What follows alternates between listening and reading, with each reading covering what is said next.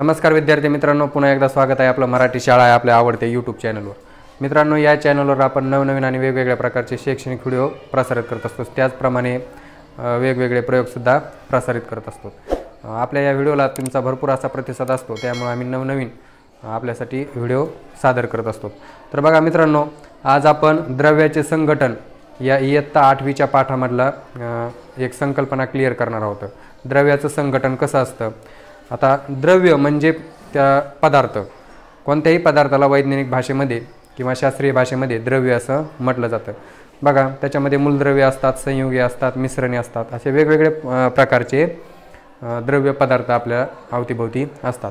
मग बघा, हे जे पदार्थ असतात किंवा हे जे द्रव्य असतात ते स्थायू, द्रव आणि वायू या 3 अवस्थेमध्ये आपल्याला पाहायला भेटतात। जसं की स्थायूमध्ये बघा, दगड असन, बर्फ असन, विटा असत्या किंवा कोणतेही जे कठीण पदार्थ असतात किंवा धातू असतात, लोखंडाचे त्याच्या वस्तू असतात, ते सगळे पदार्थ स्थायूमध्ये येतात। द्रवामध्ये जे पातळ पदार्थ असतात, जसं की पाणी असन, रॉकेल असन, तेल असन किंवा कोणतेही लिक्विड पदार्थ जे असतात ते सर्व पदार्थ द्रव या अवस्थेमध्ये येतात। त्यानंतर बघा, वायू जे वातावरणामध्ये वेगवेगळे वायू असते, हवा, कार्बन डायऑक्साईड असेल, ऑक्सिजन असेल, नायट्रोजन असेल, हे जे वायुमूल द्रव्य येतं ते वायूमध्ये साधारणपणे येतात। तर ही झाली साधारण माहिती। मग द्रव्याचं संघटन कसं असतं। मग बघा, स्थायू, द्रव आणि वायू हे जे पदार्थ असतात ते पदार्थ आपल्याला वेगवेगळ्या प्रकारे दिसतात। जसं की स्थायू पदार्थ हे कठीण असतात, लोखंड कसं असतं, कठीण असतं। द्रव पदार्थ हे पातळ असतात, म्हणजे जमिनीवर टाकले की ते पसरतात, वाहून जाऊ शकतात किंवा एखाद्या भांड्यामध्ये टाकले तर त्याच्यामध्ये त्या भांड्याचा आकार घेतात। त्यांच्यामध्ये प्रवाहिता हा गुणधर्म असतो, म्हणजे मोकळ्या जमिनीवर जर टाकले तर ते वाहतात। आणि वायू असतात ते मुक्त असतात, हवेत कुणकडेही ते वाहतात। हे जे वेगवेगळ्या अवस्थेमधील जे पदार्थ आहेत ते पदार्थ असे कठीण का असतात किंवा जमिनीवरच का वाहतात किंवा हवेमध्ये मुक्त का असतात, तर आज आपल्याला या आकृतीच्या सहाय्याने समजावून घ्यायचं आहे। एक छोटीशी कृतीसुद्धा करणार आहोत आपण, त्या कृतीच्या सहाय्याने तुम्हाला ते अधिक समजायला सोपं जाणार आहे। बघा, मी इथं एक आकृती काढले, एक असे 3 बॉक्स काढलेले आहेत। एक बॉक्स स्थायू, द्रव आणि वायू असं त्या बॉक्सला नाव दिले। मग बघा, आता स्थायूचा हा जो बॉक्स आहे त्याच्यामध्ये हे जे मी गोल गोल काढले तर ते म्हणजे त्या पदार्थामध्ये असलेले कण आहेत। कण म्हणजे काय, अणू किंवा रेणू असे हे कण असतात। बघा, प्रत्येक पदार्थामध्ये अणू असतात आणि ते अणू एकमेकांना एका बंधाने बांधलेले असतात। बघा, हे जे कण एकमेकांना चिटकलेले असतात त्यांच्यामध्ये एक बल कार्यरत असतं, म्हणून चिकटलेले असतात। त्या बलाला आंतररेणवीय बल असं म्हटलं जातं। मग स्थायूमध्ये कोणताही स्थायू पदार्थ असू द्या, त्या स्थायूमध्ये त्याचे जे कण असतात ते काय असतात, असे एकमेकांना घट्ट चिकटलेले असतात।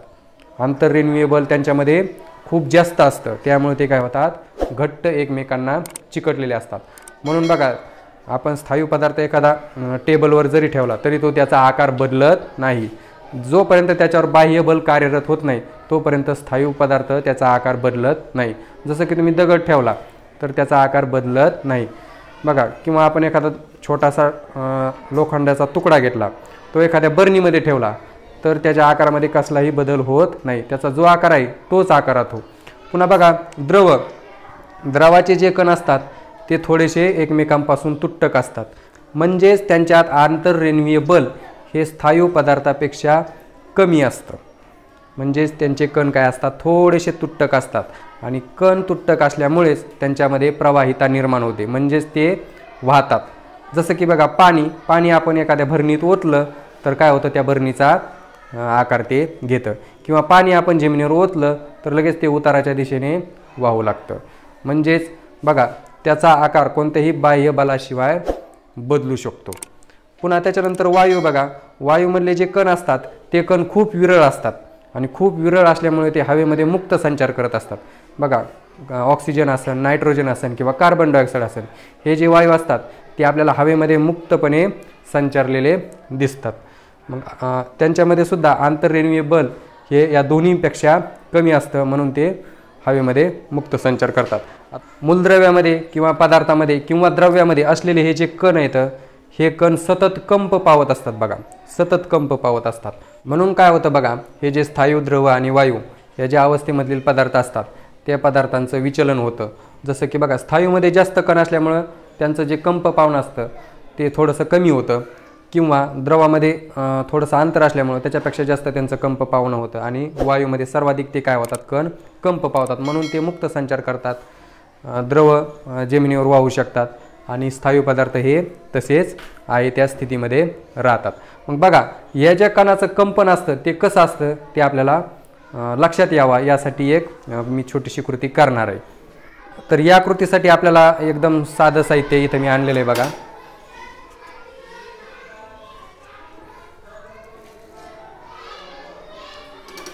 तर या कृतीसाठी साहित्य बघा काय आणलेलं आहे मी. एक बरणी या आकाराची, हा जो कप आहे याच्यामध्ये मोहरीचे दाणे घेतलेले आहेत मी, आणि एक फुगा मोठ्या आकाराचा आणि सुई, याच्या सहाय्याने आपल्याला ही कृती करायची आहे. ही कृती करण्यासाठी आपल्याला एका विद्यार्थ्याची आवश्यकता आहे. तर एक विद्यार्थी आपण समोर बोलूया. चल.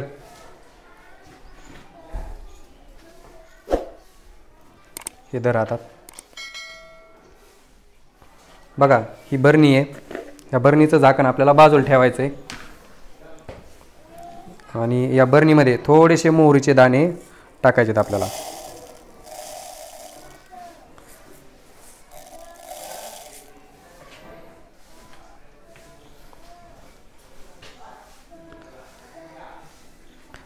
मोहरीच्या दाण्याऐवजी तुम्ही कोणतेही दाणे वापरू शकता, जसं की आपल्या घरात ज्वारी, बाजरी किंवा अजून धान्य असतं त्याचे कोणतेही दाणे तुम्ही वापरू शकतात.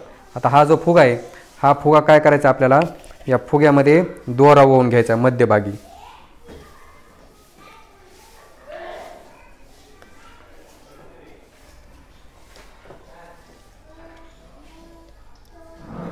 सुईने काय करायचं आहे, दोरा ओवून घ्यायचा आहे.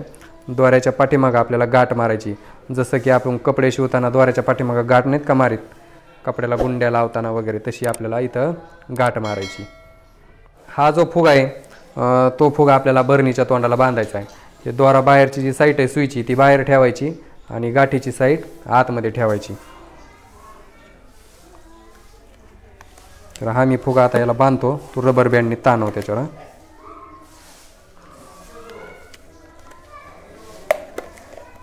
बघा अशा प्रकारे आपण या बरणीला फुग्याचं झाकण लावलं आहे. आपला पहिला पिवळा फुगा फुटला होता म्हणून आपण हा दुसरा फुगा घेतला आहे. तर बघा आपण काय करणार आहेत आता, इथं जर आपण असा हळूच दोरा वाढला, तुम्हाला कॅमेऱ्यामध्ये दिसेल, थोडंसं दिसायला अडचण होईल, पण बघा आपण हळूच जर ओढला तर काय होतं, मोहरीचे जे दाणे असतात ते किंचितसे हलतात.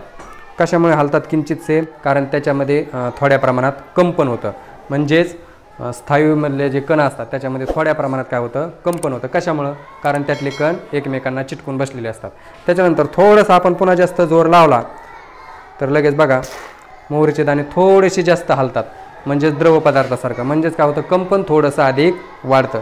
त्याच्यानंतर अजून आपण थोडासा जोर लावून जास्त हे केलं तर मोहरीचे दाणे असे उडतात. बघा तुम्ही ही कृती घरी नक्की करून पहा, तुम्हाला नक्की समजेल. या व्हिडिओमध्ये जरी तुम्हाला स्पष्ट दिसत नसलं किंवा दिसत असलं तरी तुम्ही हे घरी करून पहा. त्या मोहरीच्या दाण्यावरून किंवा तुम्ही कोणतेही दाणे घेऊ शकतात, त्यावरून आपल्याला स्थायू, द्रव आणि वायू या कणाचं विचलन कसं होतं ते नक्की समजायला मिळेल. तर मित्रांनो, स्थायू, द्रव आणि वायू यांच्या कणाच्या विचलनासंदर्भात आजचा हा जो व्हिडिओ आहे तो तुम्हाला कसा वाटला त्याबद्दल कमेंटमध्ये नक्की सांगा. व्हिडिओ जर आवडला असेल तर जास्तीत जास्त लाईक करा. हा व्हिडिओ जास्तीत जास्त विद्यार्थ्यांपर्यंत पोहोचावा यासाठी तो शेअरसुद्धा करा. आणि अशाच आमच्या नवनवीन शैक्षणिक व्हिडिओसाठी आजच आपलं मराठी शाळा हे चॅनल सबस्क्राईब करा. पुन्हा भेटूया अशाच शैक्षणिक व्हिडिओसोबत. तोपर्यंत धन्यवाद.